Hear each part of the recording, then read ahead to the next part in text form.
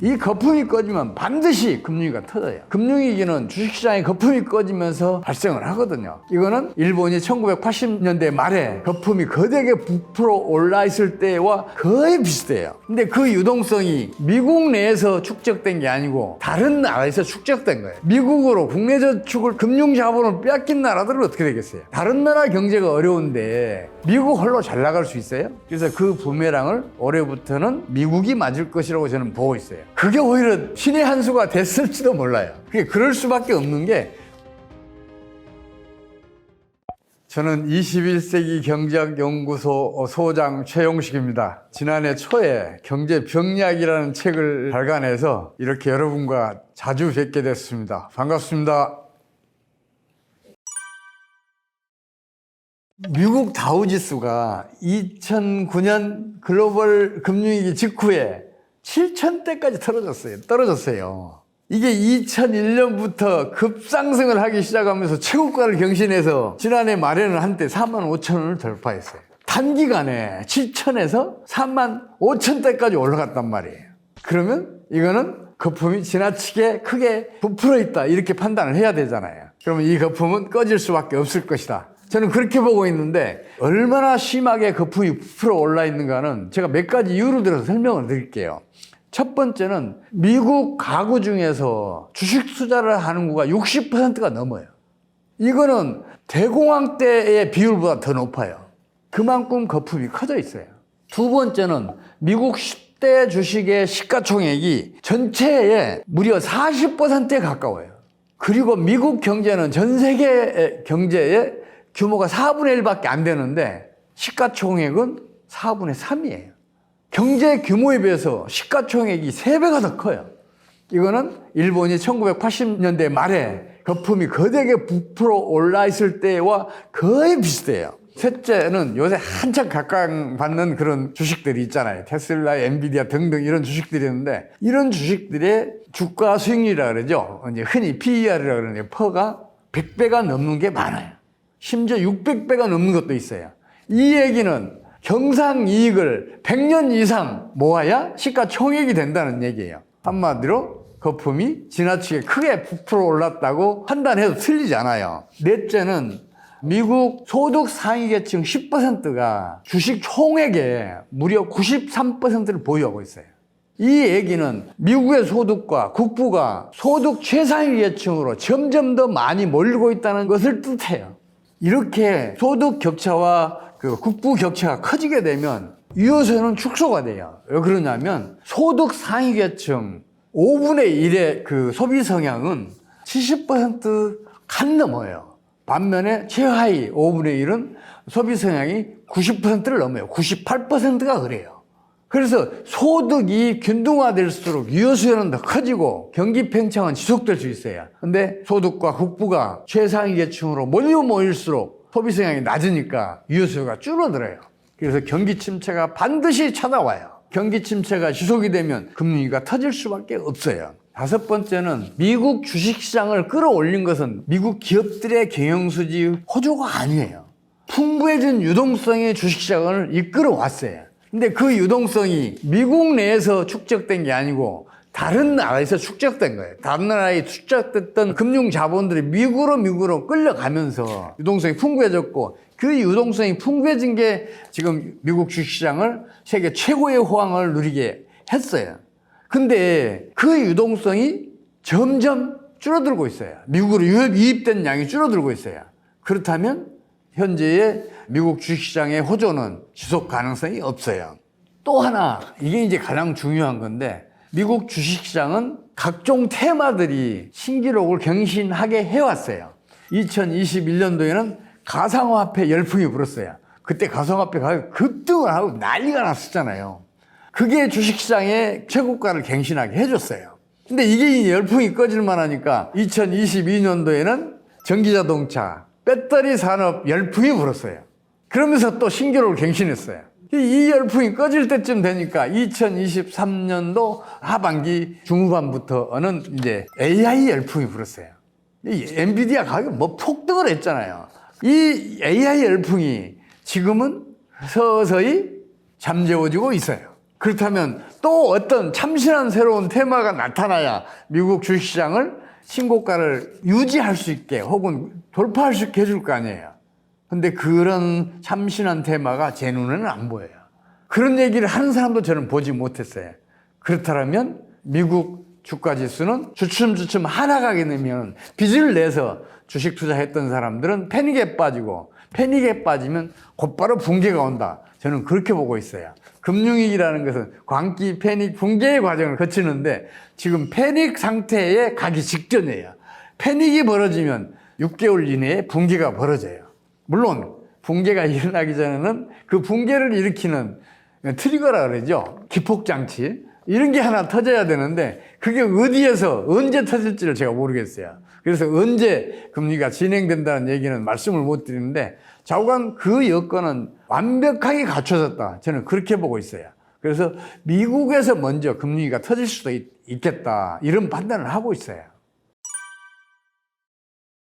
미국 재정 적자는 아직 감당할 수준은 된 것 같아요. 네, 더 늘어나면 문제가 되겠지만 올해는 미국 경기가 주춤거리고 있는 것 같이 지금 얘기들을 해요. 그래도 여전히 선진국 중에서는 거의 유일하게 경제 호황을 누리고 있거든요. 그렇다면 미국이 어떻게 해서 지금과 같이 경제 호황을 누리고 있는지, 그것도 선진국 대부분이 지난해 하반기부터는 거의 0% 마이너스 왔다 갔다 하고 2023년부터서도 그랬었거든요. 0%대와 마이너스 성장률을 오갔었는데 그렇게 세계 경제가 전반적으로 나쁜데도 불구하고 미국만 호황을 누리고 있다는 것은 아주 특별한 일이잖아요. 그렇다면 그게 어떻게 해서 그런 좋은 결과가 나타났는지 이걸 좀 거슬러 가서 얘기를 좀 풀어가야 돼요. 그래야 전반적으로 이해할 수가 있거든요. 여러분들도 잘 아시다시피 2020년 3월에 미국에서 코로나 사태가 갑자기 확산되면서 전격적인 경제 봉쇄 조치를 취했어요.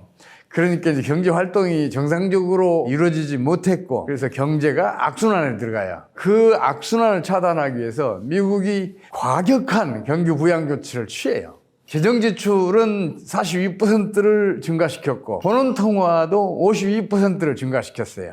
여기다 기준금리도 계속해서 낮춰서 0.25%를 기록하게 했어요. 그 덕에 경제의 악순환은 차단했는데 항상 이런 과도한 경기 부양 정책은 경기 과열을 일으켜요. 그것도 시차를 두고. 그래서 2021년도에 미국 성장률이 놀랍게도 6.1%를 기록해요. 이건 미국의 잠재 성장률의 약 2배 정도 될 거예요. 그러면 당연히 경기 과열이 일어나고, 그러다 보면 이제 물가 불안, 또 국제수지 악화, 이게 이제 동시에 벌어지거든요. 실제로 미국의 경상수지 적자는 약 4천억 달러, 그러니까 GDP의 약 2.2%에서 1조 달러를 넘어가게 돼요. 그게 이제 GDP의 거의 약 4%에 가까운 수치거든요. 경상수지도 그렇게 악화됐는데 소비자 물가 상승률도 급상승하기 시작해요. 그래서 결국 2022년 6월 말에는 여러분 잘 아시겠죠? 9.1%까지 올라가요. 그게 자칫 방치를 하면 스태그플레이션으로도 갈 수가 있었어요. 근데 이제 그때 미국이 놀라운 경제 정책을 펼쳐요. 고금리 강달러 정책. 여러분 기억하시죠? 빅스텝, 자이언트 스텝. 우리 처음 들어봤잖아요. 미국 연준이 중앙은행이에요. 기준금리를 통상적으로 0.25%씩 올리거나 내리면서 미세 조정을 하면서 경기 변동의 폭을 축소를 시키고 경기를 안정적으로 유지해 왔었는데, 한때 막 0.75%도 올리고 0.5%도 올리고 그러면서 빅스텝, 자이언트 스텝을 밟으면서 당시의 물가 불안을 또 국제수지 악화를 차단해내기는 해요. 소비자 물가 상승률도 악화되고 또 국제수지도 악화되니까 2022년도 상반기 성장률 연속 2분기 마이너스 성장을 해요. 마이너스 1.6, 마이너스 0.6%를 각각 기록을 해요. 2분기 이상 연속으로 마이너스 성장을 하면 미국에서는 흔히 리세션이라고 불러요. 우리말로는 이제 경기 후퇴로 번역이 되는데 혹자들은 경기 침체라고도 불러요. 근데 이런 2분기 이상의 마이너스 성장률은 금융위기가 진행되지 않으면 안 일어나요. 그때 약하나마 금융위기가 이미 시작됐었던 거죠. 그러니까 그 금융위기를 차단하기 위해서 이제 고금리 강달러 정책을 펼친 건데, 이건 경제학 이론으로는 완전히 정반대 정책이에요. 고금리 정책을 펼치면 투자가 부진해질 거 아니에요. 경기는 후퇴한다고 경제학은 가르쳐요. 그리고 강달러 정책을 펼치면 수출이 부진해져요. 그래서 경기는 더욱 후퇴한다고 가르쳐요, 경제학은. 근데 놀랍게도 미국 경제는 2022년 3분기에 성장률이 3.1%, 4분기에도 2.6%를 기록을 해요. 그래서 2022년 한 해의 성장률이 상반기가 마이너스 성장을 했음에도 불구하고 2.2%라는 비교적 좋은 그 성장률을 기록을 해요. 이런 거 보면 참 이상하잖아요. 경제학 이론은 완전히 다른 그 현상이 벌어진 거 아니에요. 이론대로 했으면 미국 경제는 급속하게 침체에 빠져들어야 되는데 오히려 살아났어요. 그렇다면 그게 왜 그렇게 됐는지를 알아야 되잖아요. 미국이 고금리 정책을 펼치니까 다른 나라의 저축들이 미국으로 흘러들었어요. 더 높은 이자율을 주니까 미국에 저축하는 게 유리하잖아요. 그리고 강달러 정책을 펼치니까 다른 나라에 투자되었던 국제 금융자본들이 미국에 투자하면 달러가 강세니까 환차익을 노리잖아요. 그래서 그 환차익을 노리고 미국으로 흘러 들어갔어요. 그래서 미국 내 유동성은 풍부해졌고 풍부해진 유동성이 경제 활동을 활성화시킨 거예요. 생산, 투자, 고용이 모두 활성화되면서 미국 국내 경기가 급상승을 한 거예요. 근데 이건 경제학에는 없는 얘기예요. 근데 이걸 미국은 과거에 몇 차례 그런 일을 겪었어요. 1980년대 초에 스태그플레이션이 심각해지니까 그때 고금리 강달러 정책을 펼쳤어요. 스태그플레이션을 차단을 해야 경제가 다시 회복될 수 있다는 이제 그런 그 판단하에 그렇게 했는데 놀랍게도 경제가 더 침체할 줄 알았는데 살아난 거예요. 그리고 그 다음에도 90년대 말에도 그랬었고 2000년대 초에도 그랬었고 또 2009년도에도 그랬어요. 이런 정책을 펼쳤을 때마다 경제학자들은 경기 침체를 우려했었는데 경기는 급상승했어요. 미국은 이론보다 현실을 훨씬 중요하게 얘기해요. 그게 왜 그러냐면 미국의 정책 결정권자들은 학자 출신이 거의 없어요. 딱 한 사람 있는데 버냉키가 연준 의장을 했어요.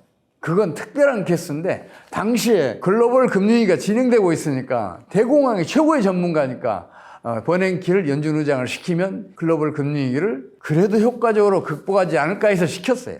그 밖에는 학자 출신은 거의 드물어요. 학자 출신이 한 개 몇 차례 있긴 있어요. 근데 그 학자 출신들조차도 기업이나 금융 현장에서 20년 이상 혹은 30년 이상 근무한 사람들만 정책 결정권자로 임용을 해요. 현장에서 겪었으니까 이 사람들은 현장을 훨씬 중요시한단 말이에요. 그런 전통이 쌓여 있어서 이번에도 그런 현명한 정책을 펼친 것 같아요.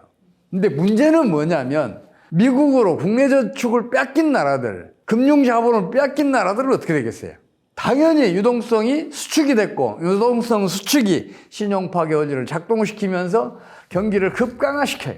세계적으로 영국과 EU를 비롯해서 그 선진국들 모두가 2022년도 이래로 심각한 경기 침체를 겪고 있어요. 일본도 마찬가지고 중국도 아주 극심한 경기 부진을 겪고 있어요. 그 이유가 바로 미국의 고금리 강달러 정책 때문이었어요. 고금리 강달러 정책은 한마디로 말씀드리자면 내 이웃을 거지로 만드는 정책이에요. 그러니까 다른 나라 경제가 어려운데 미국 홀로 잘 나갈 수 있어요? 거기다 제3세계 국가들은 대부분 경상수지 적자 국가들이잖아요. 그래서 외채를 빌려와서 겨우겨우 그 외환보유고를 채워서 경제를 견디고 있었는데 국제금융자본들이 다 떠나니까 외환위기 늪에 빠졌어요. 그래서 전 세계적으로 미국을 제외하고는 인도도 예외로 볼 수 있는데 그걸 빼놓고는 모두 다 아주 심각한 경기 부진을 지금까지 겪고 있어요. 그렇다면 미국도 그 부메랑을 맞을 수밖에 없어요. 세계 경제는 이 톱니바퀴처럼 아주 서로 밀접하게 연관이 돼서 이렇게 흘러가거든요. 다른 나라 경제가 어려지면 미국 경제도 어려워져요. 그래서 그 부메랑을 올해부터는 미국이 맞을 것이라고 저는 보고 있어요. 거기다 미국 경제를 되살려놨던 다른 나라의 국내 저축, 다른 나라에 투자했던 금융자본들이 지금은 고갈돼 가고 있어요. 그래서 더 끌어들일 유동성이 없는 거예요. 유동성이 더 이상 확장하지 않으면 미국 경제는 하강할 수밖에 없다. 저는 그렇게 보고 있어요. 저는 미국이 부러운 게 그거예요. 아주 실용적인 경제정책을 펼쳐요. 근데 그 실용적인 경제정책이 대증요법이에요. 2022년도 상반기에 두 분기 연속 마이너스 성장을 하니까 즉각적으로 고금리 강달러 정책을 펼쳤잖아요. 경제학 이론대로 가면 그렇게 하면 경기 침체가 일어나는데 의외로 다시 살아났잖아요. 그리고 2023년도에 또다시 작은 금융위기가 터져요. 3월 8일 날 실버게이트가 도산위기에 처해요. 곧바로 실버게이트, 시그니처, 퍼스트 리퍼블릭, 크레딧 스위스 이런 은행들이 연달아 뱅크런이 일어나면서 붕괴위기에 처하게 되고 일부는 붕괴가 돼요. 금리가 진행됐잖아요. 그때는 예금 전액 보장이라는 결정적인 그런 정책을 펼쳐서 그것도 차단해내요. 근데 이것도 대증요법이에요. 그 뒤로도 계속해서 대증요법을 쓰면서 주식시장이 붕괴되거나 상업용 부동산이 붕괴되거나 혹은 금리가 진행되는 것을 계속해서 잘 차단해 왔어요. 근데 대증요법은 남발하면 그 약효가 점점 약해져서 결국은 전혀 약효를 발휘하지 못하는 일이 벌어져요. 지금 그런 상황에 직면해 있다고 저는 봐요. 그럼 그 다음에는 무슨 일이 벌어지냐? 대증요법을 남발하면 급성질환이 만성질환으로 변해요. 사람도 그렇잖아요. 사람도 급성질환에 대증요법을 자꾸만 펼치게 되면 약효가 안 들으면서 결국은 만성질환으로 돌아서요. 지금 미국 경제가 바로 그 상황으로 발전하기 직전이에요. 금융위기라는 급성질환은 아주 심각한 타격을 주긴 하지만은 그게 단기적이에요.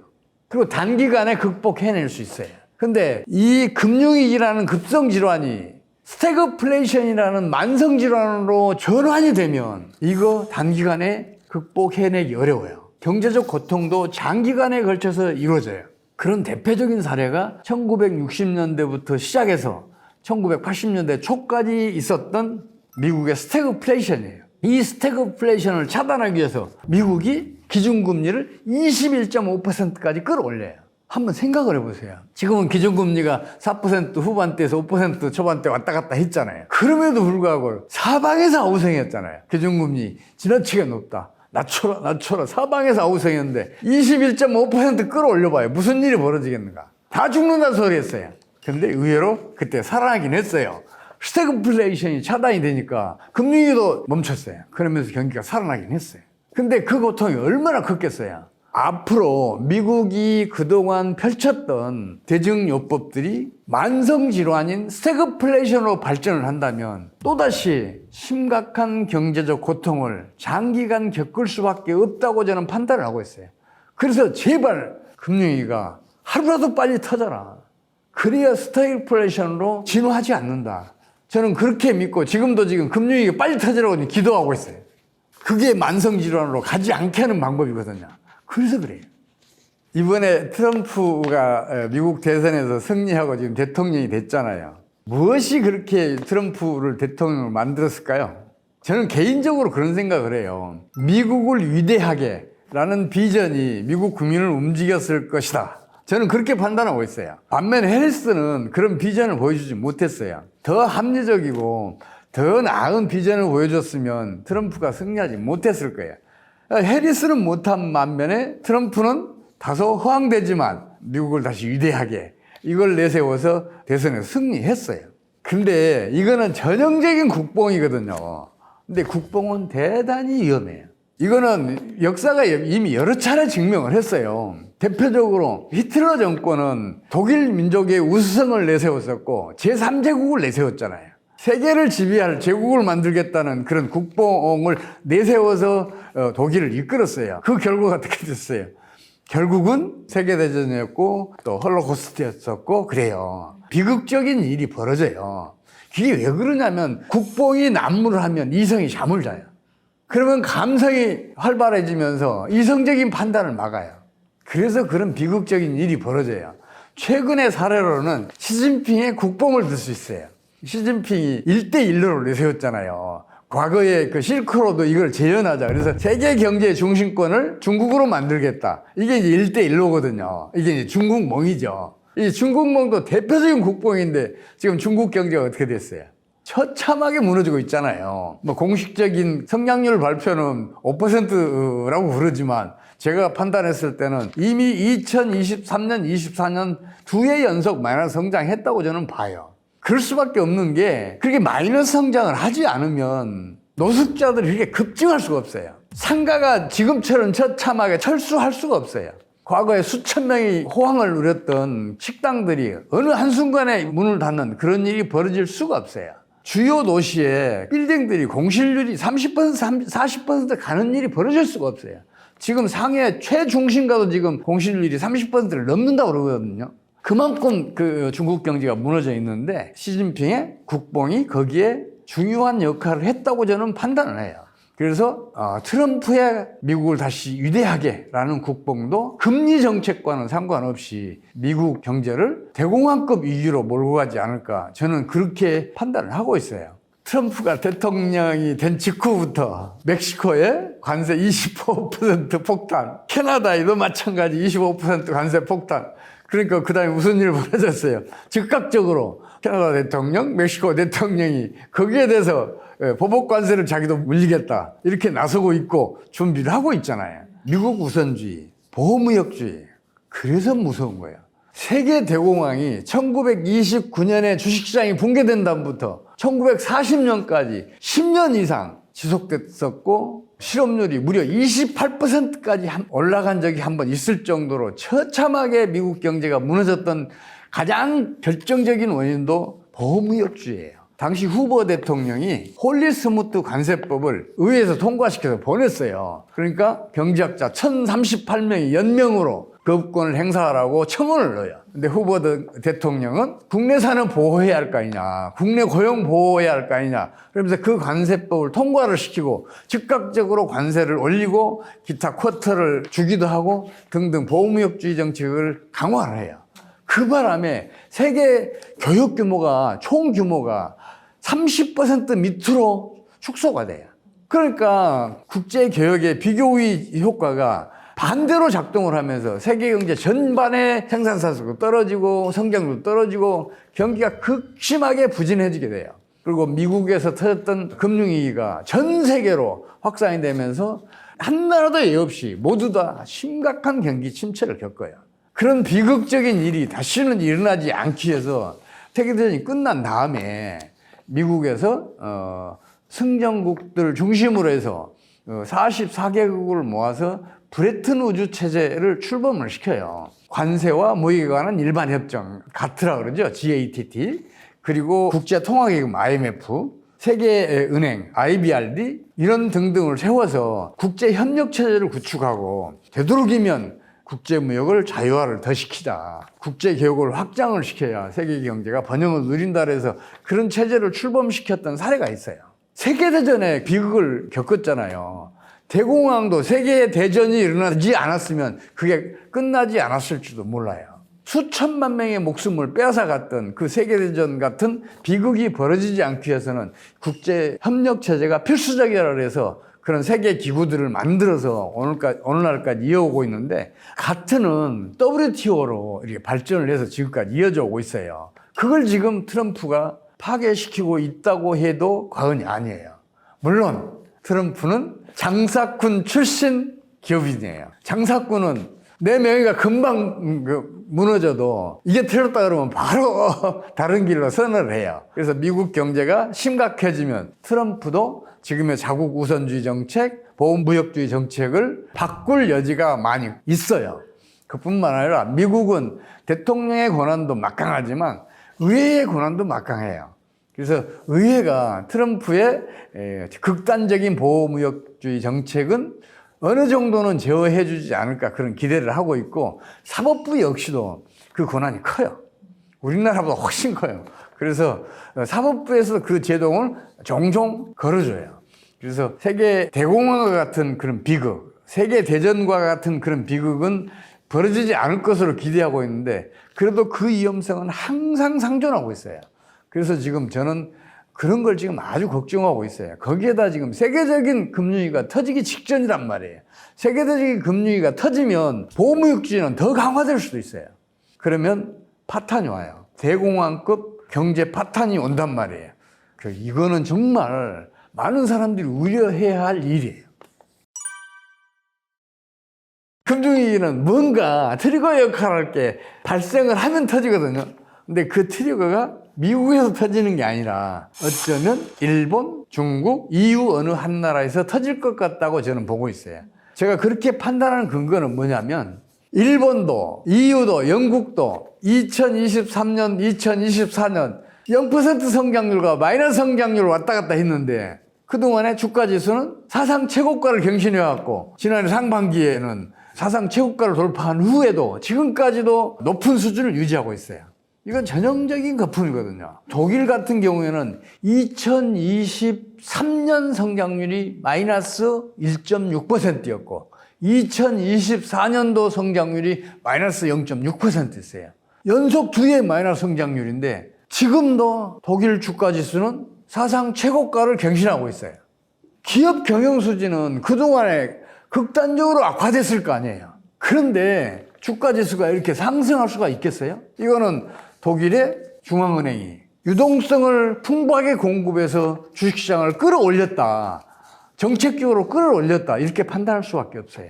근데 그게 언제까지 지속되겠어요? 주가지수가 상승하잖아요. 그러면 앞으로 더 상승할 것으로 믿는 사람들이 빚을 내서라도 주식시장에 들어와요. 이 얘기는 미래 수요가 현재 수요로 합쳐졌다는 얘기예요. 그래서 미래 수요가 현재 수요로 합쳐지면 수요는 배가 되고 주가는 더 많이 상승을 해요. 이런 일이 지금 벌어지고 있는데 미래 수요가 넘어왔잖아요. 조만간은 어느 특정 시점에 가면 수요가 사라진 때가 올 거 아니에요. 그럼 붕괴될 수밖에 없어요. 그래서 지금 독일이 그런 상황에 직면해 있다고 저는 판단하고 있어요. 독일에서 먼저 터지지 않더라도 스웨덴이든 아니면 영국이든 프랑스든 어느 나라에서 트리거가 발생해서 금융위기가 진행되면 곧바로 유럽 전체는 물론이고 전 세계 경제에 전념되면서 세계 경제 전체가 금융위기 늪에 빠져들 것 같아요. EU나 영국에서 금융위기가 터지지 않더라도 일본에서 터질 가능성도 굉장히 높아요. 일본 주식시장도 지금 사상 최고가를 갱신해 왔었고 지금도 높은 수준을 유지하고 있잖아요. 일본 성장률도 2022년도 성장률이 0.6, 2023년도 성장률이 1.5, 그리고 2024년도 성장률은 0.1%예요. 0%와 1%를 오락가락 하는데 니케이 지수는 한때 4만을 돌파하면서 1980년 이래 신고가를 최초로 갱신을 해요. 이것도 전형적인 거품이에요. 일본이 니케이 지수가 어떻게 신고가를 갱신했겠어요? 이건 엔케리 자금 덕분이에요. 엔케리 자금이라는 게 뭐냐면 일본에서 낮은 금리로 0%대 가깝잖아요. 그 낮은 금리로 대출을 받아서 미국처럼 금리가 높고 또 주식시장도 호황인 그런 나라에 투자를 하면 수익률이 크게 올라갈 수 있잖아요. 그 2차만 해도 이익이 커질 거 아니에요. 그래서 국제금융자본들이 일본에서 돈을 빌려서 미국 등에 투자를 한 것을 엔케리 자금이라고 해요. 근데 이 엔케리 자금은 일본의 환율이 떨어지면 환차손을 입어요. 일본은 지금 계속해서 경상수지가 대규모 흑자잖아요. 지난해만 하더라도 경상수지 흑자가 전년도에 비해서 무려 30%가 증가를 했어요. 그렇다면 환율은 떨어지는 게 정상인데 일본 정부가 엔저 정책을 끈질기게 추구하고 있어요. 외환시장에 적극적으로 개입해서 엔화 환율이 떨어지는 걸 막고 있어요. 근데 그 언제까지 막아줄 수 있을 것 같아요? 이 경제난이 점점 심각해지면 정책의 힘은 약해져요. 그럼 시장의 힘이 강해져요. 그러면서 시장의 힘에서 엔화 환율은 떨어질 수밖에 없어요. 이걸 국제금융자본들이 모르겠어요? 수십 년, 수백 년 동안 경험해왔던 국제금융자본들 그거 안단 말이에요. 그래서 그걸 해칭을 해야 돼요. 자기네가 빌려간 돈이 일본 환율이 떨어지면 환차손을 입으니까 그 환차손을 해칭하기 위해서 엔케리 자금만큼 일본 주식시장에 투자를 했어요. 일본 주식시장에 투자한 자금은 일본 환율이 떨어지면 환차익을 누릴 수가 있잖아요. 그러면 이 환차익과 환차손이 서로 상쇄가 될 수가 있어요. 그래서 해칭을 해놨어요. 그래서 장차 일본의 환율이 시장의 힘에 의해서 점진적으로 떨어지기 시작하면 엔케리 자금은 바로 청산이 이루어져요. 엔케리 자금이 청산이 이루어지면 일본 주식시장은 붕괴될 수 있어요. 주식시장이 붕괴되면 즉각적으로 금융위기가 진행을 해요. 일본에서 금융위기가 터지지 않더라도 중국에서 터질 수도 있어요. 중국은 2021년도에 주식시장이 붕괴되면서 금융위기가 진행을 했어요. 다만 중국은 강력한 통제경제 체제예요. 이 통제경제 체제로 금융위기 진행하는 것 속도를 늦춰왔어요. 그래도 금융위기 진행은 막아내지 못했어요. 헝다, 비구이완, 완다. 건설업계 1, 2, 3위 기업들이 지금 다 도산해가고 있잖아요. 또 다른 일반 산업도 다 어려움을 겪고 있잖아요. 거기다가 중국 경제난은 점점 심화되고 있어요. 경제난이 심화되다 보니까 중국의 중앙정부, 지방정부도 재정이 극단적으로 악화돼 있어요. 특히 지방정부는 그동안에 토지 사용권을 매각해서 지방 재정의 3분의 1 이상, 어떤 데는 40% 이상을 의존을 해왔어요. 근데 지금 부동산 시장이 붕괴되니까 토지 사용권이 매각이 안 돼요. 재정 적자가 아주 심각해요. 중앙정부든 지방정부든 지금 금융위기에 대처할 만한 재정 여유 자금이 거의 완벽하게 고갈돼 있어요.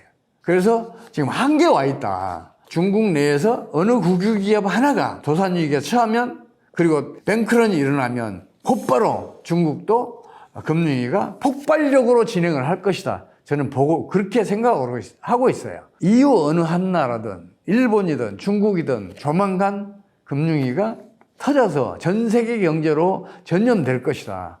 그렇게 되면 가장 크게 타격을 받을 나라는 미국이라고 생각하고 있어요. 미국의 주식시장 거품이 가장 크게 부풀어 올라 있고, 상업용 부동산 시장, 주거용 부동산 시장도 거품이 많이 부풀어 올라 있어요. 물론 상업용 부동산 거품은 꺼져 있어요.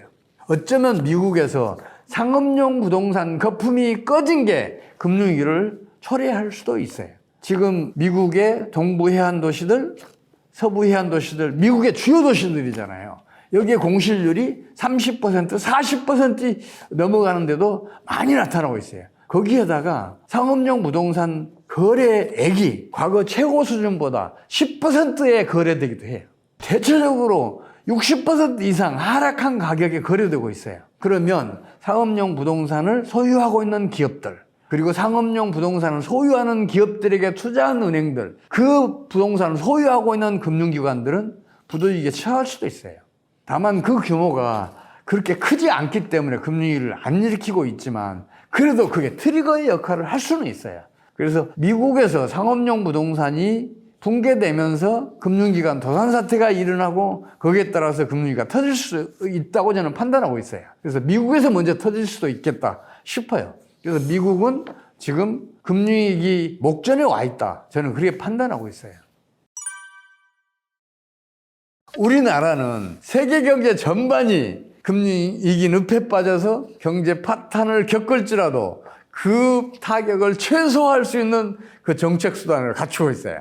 그게 뭐냐면, 지금 현재 우리 정부가 추진하고 있는 고환율 정책을 폐기하면 그 타격을 최소화시킬 수 있어요.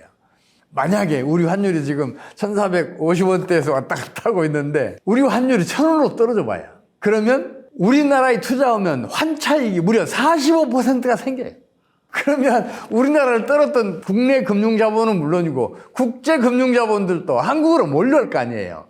그러면 우리 국내의 유동성은 풍부해지고, 그 풍부해진 유동성이 금융위기를 차단해낼 수 있어요. 금융위기라는 것은 신용 파괴원리가 작동을 하면서 신용 승수만큼 경제 내에 유동성을 수축시키면서 벌어지는 거거든요. 풍부해진 유동성이 신용 파괴원리 작동을 차단해낼 수 있단 말이에요. 그래서 지금 우리 정부가 고환율 정책을 펼쳐서 심각한 경제난을 초래했는데, 장차 세계적인 금융위기가 터지면 그게 오히려 신의 한 수가 됐을지도 몰라요. 환율을 떨어뜨려 가면 국내 금융자본, 국제 금융자본들이 한국으로 되돌아오면서 국내 유동성이 풍부해져서 결국은 풍부해진 유동성이 세계적인 금융위기를 차단해내고 우리나라만 유일하게 경제가 호황을 누릴 수도 있다고 저는 봐요. 그럴 수밖에 없는 게, 우리나라는 내수가 GDP의 90%를 넘어요. 수출은 10%가 안 돼요. 약 9% 정도 돼요. 그래서 수출이 부진하더라도 내수가 확장이 되면 그걸 얼마든지 감당할 수 있어요. 그래서 환율이 점진적으로 떨어지기만 하면 풍부해진 유동성으로 경제 호황을 이끌어갈 수 있어요. 저는 그렇게 되기를 지금 기대하고 있어요. 하지만 우리 경제정책 전문가들이 그걸 몰라요. 그게 이제 가장 큰 문제인데, 우리 경제정책 전문가들은 환율이 상승해야 수출이 증가하고 그래야 경기가 호전된다고 믿고 있어요. 근데 이건 틀렸어요. 경상수지가 흑자인 경우에는 그런 사례가 단 하나도 없어요. 경상수지가 흑자인 경우에는 환율이 점진적으로 떨어질 때 수출은 오히려 증가해요. 왜 그러냐면 기업은 망하기 때문에 강해요. 그래서 그래요. 환율이 떨어지잖아요. 그럼 수출 기업들은 도산 직전에 몰릴 거 아니에요. 그럼 기업들은 어떻게 해요? 망하지 않기 위해서 필사적인 노력을 기울여요. 100달러짜리 수출하던 기업은 150달러짜리 개발해야 되고 그걸로도 안 돼요. 200달러짜리 개발해내요. 그런 사례가 우리나라에 두 차례 있었어요. 1980년대 말 그리고 2001년부터 2007년 사이 이 두 번 있었는데 이 두 번 다 환율이 점진적으로 떨어지니까 수출은 급증을 하고 경상수직자도 더 커지고 경제는 번영을 누렸어요. 특히 1980년대 말에는 88, 89, 90년 3개년 동안에 연평균 성장률이 11%예요. 환율이 점진적으로 떨어지면 기업들이 필사적인 노력을 기울여서 경제 호황을 누리게 한단 말이에요. 그러면 국가 경제만 그러냐? 개인 기업들도 놀랍게 세계적인 기업으로 성장력과 경쟁력을 키워서 거듭나게 돼요. 기업들도 번영을 누리게 돼요. 우리 정부가 그런 사실을 좀 알아야 되는데 경제학은 그 사실을 안 가르쳐요. 우리 경제정책 최고의 당국자들은 대부분 미국에서 최고의 대학에서 경제학 박사학위를 받은 사람들이에요. 그러니까 자기가 배운 경제학을 미신처럼 확고하게 믿어요. 근데 현실은 그 반대거든. 현실이 반대면 이론을 고쳐야 돼요? 아니면 현실을 고쳐야 돼요? 현실을 고칠 수 없잖아요. 이론을 고쳐야 되는데 이 사람들은 그 틀린 이론을 지금까지 믿고 있어요. 그래서 앞으로 그런 효과적인 정책을 펼칠지가 의문이에요. 그래서 제가 그걸 많이 걱정하고 있어요. 제발 우리 정부가 환율을 점진적으로 지금부터라도 하락시켜가면 장차 닥칠 세계적인 금융위기를 얼마든지 차단해내고 경제 호황을 이끌 수가 있어요. 그럼 미국처럼, 미국도 지금 세계적으로 거의 유일하게 지금 호황을 누리잖아요. 세계 경제가 전부 다 어려운 상황에서도 우리 경제는 호황을 누릴 수가 있어요. 제발 그렇게 가기를 좀 기대하고 있습니다.